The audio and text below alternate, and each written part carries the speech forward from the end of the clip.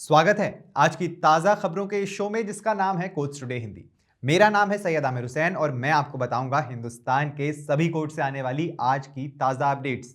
इन खबरों के बारे में अधिक जानकारी के लिए जरूर जाइए www.livelawin पे। वैसे तो इन सारी खबरों के लिंक आपको नीचे डिस्क्रिप्शन में भी मिल जाएंगे। तो आइए आज के एपिसोड को शुरू करें।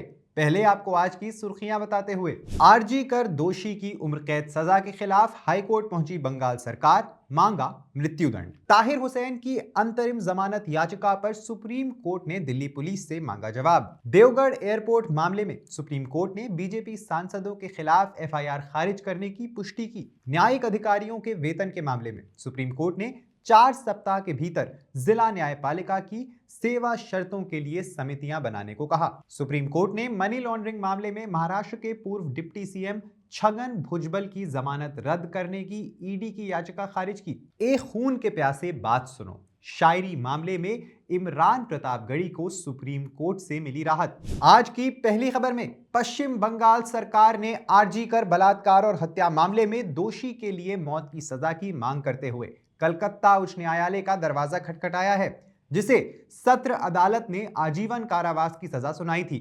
अदालत ने माना था कि मामला दुर्लभ से दुर्लभतम श्रेणी में नहीं आता है। मुख्यमंत्री ममता बनर्जी ने अपने एक्स यानी ट्विटर हैंडल पर फैसले की आलोचना की और इसके खिलाफ उच्च न्यायालय में अपील करने की कसम खाई। विशेष रूप से सत्र न्यायाधीश अनिर्बान दास ने अपने फैसले में जांच के दौरान पुलिस द्वारा की गई चूक के साथ साथ अस्पताल अधिकारियों द्वारा इस मुद्दे को कवर करने के प्रयासों पर भी आपत्ति जताई थी। अगस्त 2024 में हुई इस घटना ने पूरे देश को झंझोड़ कर रख दिया था।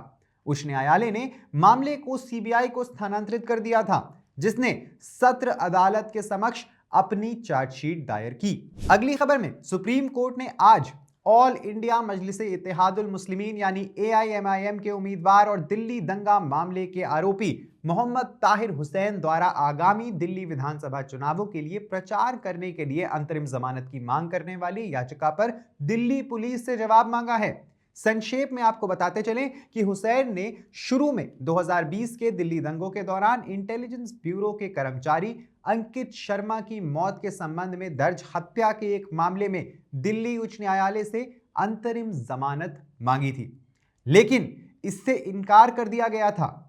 हालांकि दिल्ली चुनाव के लिए नामांकन दाखिल करने की सुविधा के लिए उन्हें हिरासत में पैरोल दी गई थी।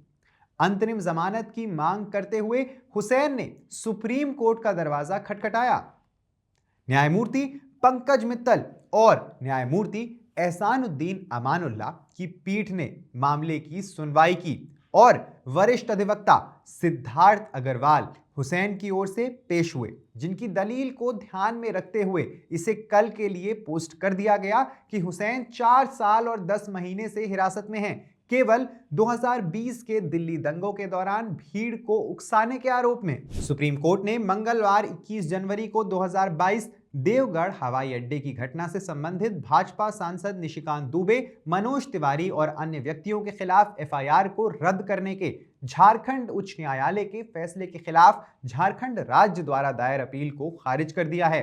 हालांकि न्यायालय ने झारखंड राज्य को जांच के दौरान उनके द्वारा एकत्र की गई सामग्री को विमान अधिनियम 1934 के तहत अधिकृत अधिकारी को 4 सप्ताह के भीतर अग्रेषित करने की स्वतंत्रता दी और ऐसे अधिकारी को कानून के अनुसार निर्णय लेने का निर्देश दिया गया कि क्या विमान अधिनियम के तहत दायर करने की आवश्यकता योग्य कोई शिकायत भी है।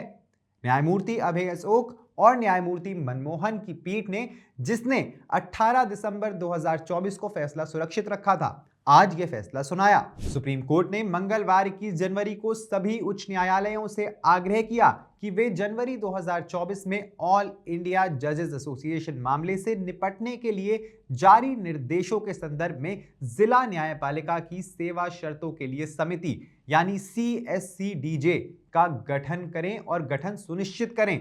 द्वितीय राष्ट्रीय न्यायाधीश वेतन आयोग के कार्यान्वयन के संबंध में न्यायिक अधिकारियों की शिकायतों के साथ न्यायमूर्ति BR गवई, न्यायमूर्ति ऑगस्टीन जॉर्ज मसीह और न्यायमूर्ति विनोद चंद्रन की पीठ ने अखिल भारतीय न्यायाधीश संघ मामले में न्यायमित्र वरिष्ठ अधिवक्ता के परमेश्वर द्वारा सूचित किए जाने के बाद यह निर्देश पारित किया कि कई उच्च न्यायालयों ने अभी तक CSC-DJ का गठन ही नहीं किया है। यहां तक कि कई उच्च न्यायालयों में जहां समितियां गठित हो गई हैं, वे नियमित बैठकें नहीं कर रही हैं। एमिकस ने कहा, जिसके परिणाम स्वरूप कई न्यायिक अधिकारी अपनी व्यक्तिगत शिकायतों को उठाते हुए सुप्रीम कोर्ट में आवेदन दायर कर रहे हैं। साथ ही कई उच्च न्यायालयों में CSC-DJ के लिए नोडल अधिकारी नियुक्त ही नहीं किए गए हैं। सुप्रीम कोर्ट ने मंगलवार 21 जनवरी को महाराष्ट्र सदन घोटाले से जुड़े मनी लॉन्ड्रिंग मामले में महाराष्ट्र के पूर्व डिप्टी CM और वर्तमान NCP विधायक छगन भुजबल और उनके भतीजे समीर की जमानत रद्द करने की प्रवर्तन निदेशालय की याचिका खारिज कर दी। न्यायमूर्ति अभय अशोक और न्यायमूर्ति उज्जवल भुयान की पीठ ने मनी लॉन्ड्रिंग मामले में उनकी गिरफ्तारी को चुनौती देने वाले बॉम्बे हाई कोर्ट के 2016 के फैसले के खिलाफ भुजबल की याचिका का भी निपटारा कर दिया। भुजबल वर्तमान में येवला निर्वाचन क्षेत्र से विधानसभा के सदस्य हैं। जब NCP विभाजित हो गई तो भुजबल सत्तारूढ़ भाजपा शिवसेना गठबंधन का हिस्सा बनने के लिए अजीत पवार खेमे में शामिल हो गए थे। सुप्रीम कोर्ट ने आज कांग्रेस सांसद और कवि इमरान प्रतापगढ़ी के खिलाफ FIR रद्द करने से गुजरात उच्च न्यायालय का इनकार के खिलाफ याचिका पर नोटिस जारी किया। FIR एक इंस्टाग्राम पोस्ट पर दर्ज की गई थी, जिसमें पृष्ठभूमि में "ए खून के प्यासे बात सुनो" कविता के साथ एक वीडियो क्लिप दिखाई दे रही थी।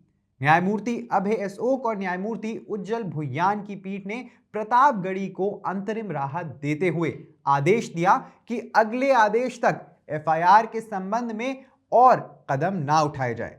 प्रतापगढ़ी का प्रतिनिधित्व कर रहे वरिष्ठ अधिवक्ता कपिल सिब्बल ने नोटिस जारी किए बिना याचिका खारिज करने के गुजरात उच्च न्यायालय के फैसले पर भी सवाल उठाया है। ज्यादा जानकारी के लिए सब्सक्राइब करिए हमारा YouTube चैनल या विजिट करिए हमारी वेबसाइट www.livelaw.in, जहां आप इन सारी खबरों के बारे में अच्छे से जान सकते हैं। लाइव लॉ हिंदी पे आपको हिंदी में सारी ताज़ा अपडेट्स भी मिल जाएंगी।